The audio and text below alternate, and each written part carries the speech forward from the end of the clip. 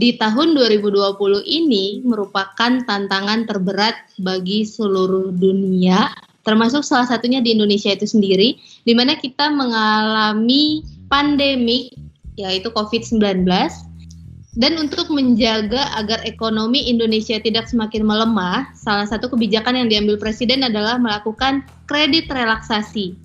Otoritas Jasa Keuangan (OJK) telah merilis aturan tentang relaksasi atau keringanan pembayaran bagi debitur bank atau perusahaan pembiayaan yang terdampak wabah virus corona atau COVID-19. OJK, Otoritas Jasa Keuangan, akan memberikan relaksasi kredit UMKM untuk nilai kredit di bawah 10 miliar untuk tujuan usaha. Dan untuk itu kami memberikan kemudahan bagi para pengusaha UMKM ini untuk bisa direstruktur.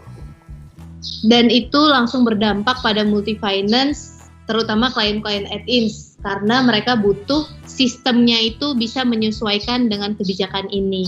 Dan sekarang saya mau tanya-tanya langsung kepada tim di At-ins yang memang secara khusus menangani request atau permohonan perubahan sistem dari para klien At-ins. Check it out. Pertanyaan pertama untuk Kogema, bagaimana dampak terhadap At-ins terkait kebijakan relaksasi kredit yang sudah dikeluarkan oleh pemerintah?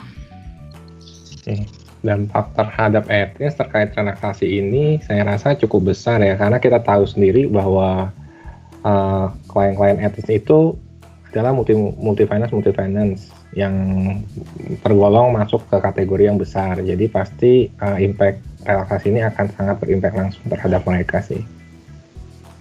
Dan ternyata benar, dalam waktu singkat aja tuh klien udah banyak yang telepon kita menanyakan masalah terkait relaksasi ini gitu. Jadi sesuai prediksi kita bahwa emang kita harus bisa support mereka dan kita harus siap mental maupun ide-ide kreatif untuk dapat mensupport mereka semua.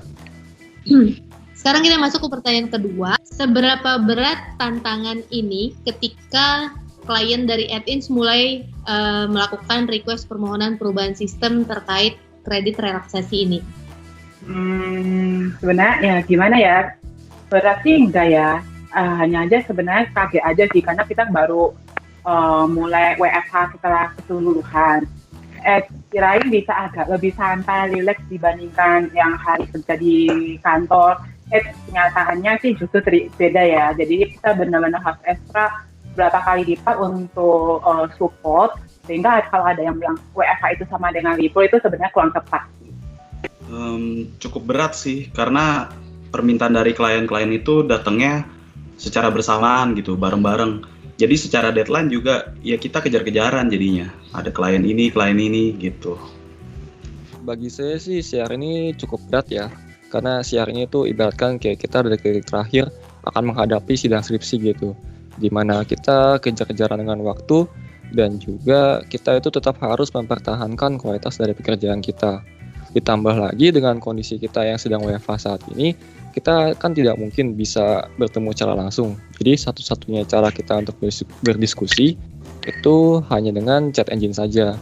Dan itu menurut saya luar biasa sih, kita bisa menyelesaikan siar ini ditambah dengan kondisi-kondisi seperti itu. Dari saya sih cukup segitu saja. Nah sekarang dari Kogema, apa harapan Kogema buat para klien At-ins? Ya, pastinya kondisi ini sangat memprihatinkan bagi kita semua, apalagi untuk klien-klien kita ya yang bergerak langsung di industri multi-finance. Tapi satu hal yang harus kita miliki, nggak boleh hilang, yaitu kita harus semangat ya. Kita harus sama-sama bisa menerima, menghadapi, dan mencari solusi bersama supaya bisa melewati pandemi COVID-19 ini. Ya, seperti itu. Itu dia tadi hasil interview kita sama timnya Kogema. Saya berharap semoga pandemi ini dapat segera berakhir dan kita dapat kembali normal.